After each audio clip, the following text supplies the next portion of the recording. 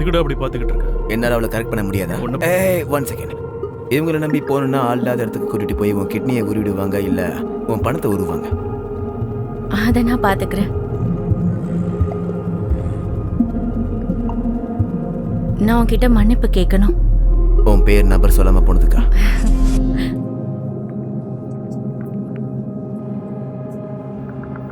இது மரணத்துக்கு அப்புறம் பேசுற ஆவியின் மொழி.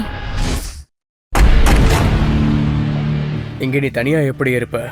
அதை நான் பார்த்துக்கிறேன். நாங்க ஒரு கன்ஜாயின்ட் ட்வின்ஸ். என்னோட சிஸ்டர். அவ அப்படி சொல்லல. எங்க கூட சேர்ந்துக்கோ பென்.